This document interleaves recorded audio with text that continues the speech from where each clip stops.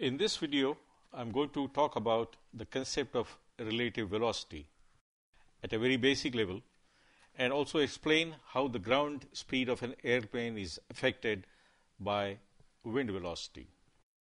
You might have come across these two terms, airspeed and ground speed of an airplane. Airspeed is the speed of an airplane relative to the wind surrounding the plane, and ground speed is its speed relative to ground. Airspeed is a measured quantity, measured with the help of an instrument called pitot tube. Here in this picture, you see a pitot tube mounted on the nose of an airplane. You may also find pitot tubes mounted on the wings of an airplane.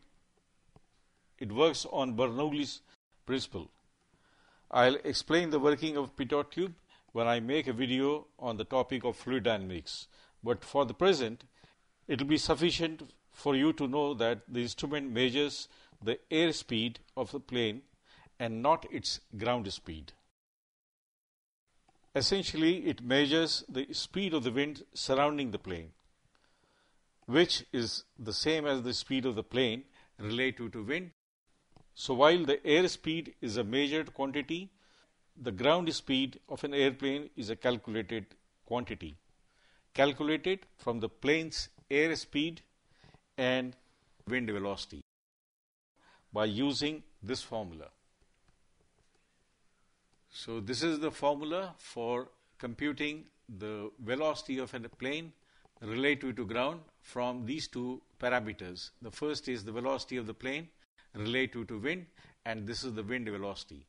Take a look at this picture. Here is the plane moving at this velocity.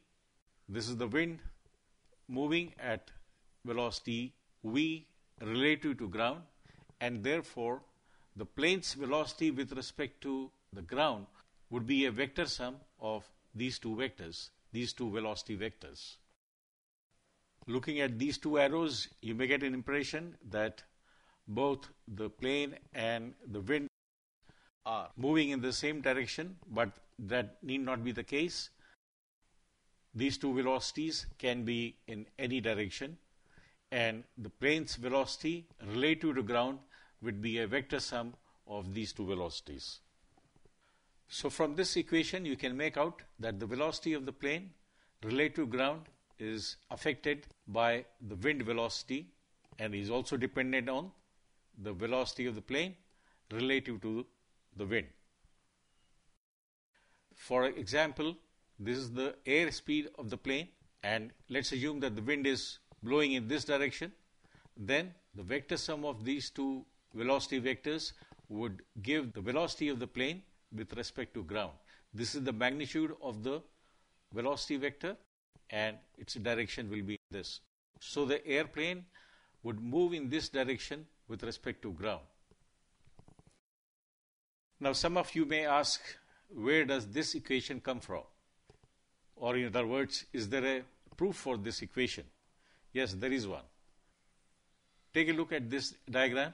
Here is the airplane which is moving in this direction, and this is the fixed coordinate system attached to the ground, and we attach a coordinate system to the wind which is blowing in this direction. It is moving at this velocity, and you can see that this velocity is relative to the ground. The red colored vectors are the position vectors. OP is the position vector of the plane in this coordinate system. O prime P is the position vector in this moving coordinate system, and O prime is the position vector of the moving coordinate system itself. So now focus your attention on this vector triangle. This vector is equal to sum of these two vectors, and we get therefore this equation. Now we differentiate this equation with respect to time, and we get this equation. The time derivative of the position vector is nothing but the velocity, and therefore we get this equation. Velocity of the plane relative to ground is equal to velocity of plane relative to wind plus velocity of wind relative to ground. That's what our original equation is. So you see that time derivatives of the position vectors provide the basic equation of relative velocity. Now we will move on to solving a problem based on this concept. So let us solve this interesting problem. An airplane flies from location A to B and back to A. A and B are 300 kilometers apart. The plane's air speed is 200 kilometers per hour.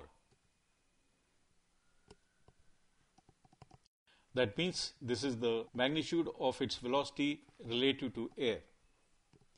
The wind speed is 70 kilometers per hour, and this velocity, this speed is relative to ground and remains constant throughout the flight duration. We have to find the round trip time under different conditions of wind velocity. In part A, the wind velocity is 0, and therefore the plane's air speed and ground speed would be the same. And so the round trip time T0 will be equal to 2 times the distance divided by the ground speed, which is equal to 200 kilometers per hour, and this will work out to 3 hours. What you see here is the ground speed and is equal to 200 kilometers per hour. During the return flight also, the ground speed is equal to 200 kilometers per hour. So this is super easy. Let us move on to part B. In part B, the wind direction is towards east. The pilot would steer the plane in the direction A to B. And since the plane's air speed and the wind speed are in the same direction, we can do simple addition and subtraction to find the plane's ground speed. So while flying from A to B, the ground speed is equal to sum of the air speed and the wind speed. And during return journey, the ground speed is red colored. What you see here is the ground speed, and this is equal to the air speed minus the wind speed.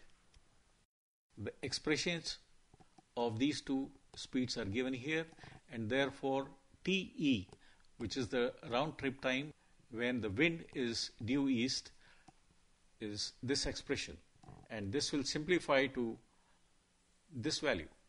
And when we plug in the numbers, we find that TE works out to 1.14 times T0, which means the total round trip time is 14% over T0. Now we move on to part C. In part C, the wind is due north. So while flying from A to B, the pilot will have to steer the plane in this direction. So this becomes the plane's velocity relative to air. And to this we add the wind velocity in order to get the velocity of the plane with respect to ground. So what you see in the red color is the velocity vector relative to ground.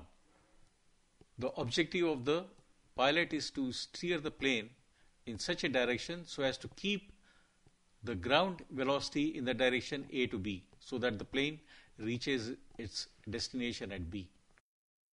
Now, what is the magnitude of the ground velocity, or what is the value of the ground speed? It is equal to square root of the hypotenuse square minus the side square, and this is this value. During the return journey, the pilot will have to steer the plane in this direction, and this is the velocity relative to air. To this we add the wind velocity in order to get the velocity relative to ground, and expression for this is this quantity. By simplifying these two, we get this expression, and when we plug in the numbers, we get Tn equal to 1.07 times T naught. So we see that the round trip time, part C, is less than what it was in part B when the wind was due east. So I hope you like the video. In case you have any questions, please put them in the comment section, and do not forget to subscribe the channel and give your thumbs up. Thank you.